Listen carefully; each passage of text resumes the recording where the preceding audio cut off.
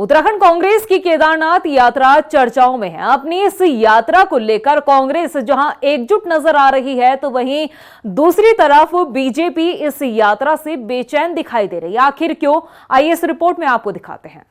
कांग्रेस प्रदेश अध्यक्ष करण माहरा के नेतृत्व में कांग्रेस के द्वारा निकाली जा रही केदारनाथ यात्रा से पूरी कांग्रेस इस समय जहां एकजुट नजर आ रही है, तो वहीं बीजेपी कांग्रेस की इस यात्रा से कुछ हद तक बेचैन नजर आ रही है।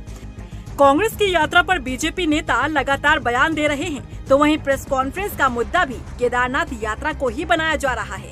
ऐसे में लगता है कि बीजेपी कांग्रेस की यात्रा से कुछ हद तक परेशान नजर आ रही है। कांग्रेस प्रदेश अध्यक्ष करण माहरा भी कह चुके हैं कि कांग्रेस की यात्रा से बीजेपी घबराई हुई है। साथ ही बीजेपी नेता जिस तरह से कांग्रेस की यात्रा पर सवाल उठा रहे हैं, तो वहीं कांग्रेस प्रदेश अध्यक्ष बाकायदा उसे लेकर बीजेपी नेताओं को जवाब भी दे रहे हैं। मैं इस यात्रा का अच्छा प्रभाव देख रहा हूँ। पहले दिन मुख्यमंत्री पहुँच गए।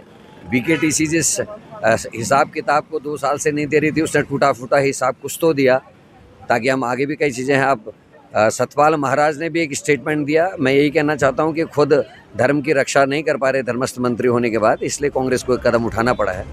कांग्रेस की यात्रा इन दिनों उत्तराखंड में सियासी चर्चाओं का विषय बना है। वहीं बीजेपी कह रही है कि कांग्रेस ये यात्रा क्यों निकाल रही है, ये जरा समझ से परे है। ऐसी कोई बात नहीं है, क्योंकि मैं तो ये समझ नहीं पा रहा हूँ कि कांग्रेस ये यात्रा क्यों कर रही है।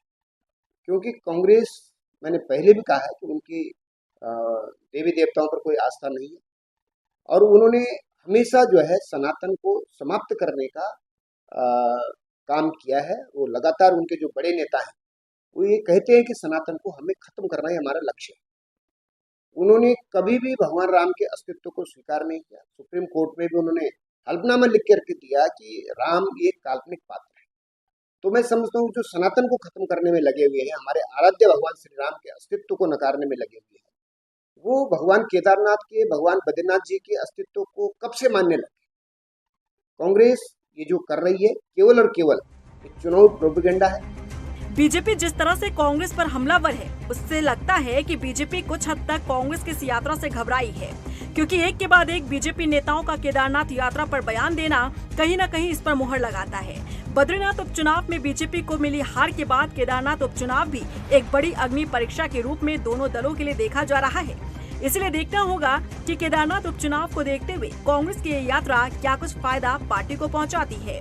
रफ्तार मीडिया के लिए देहरादून से मनीष जंगवाल की रिपोर्ट।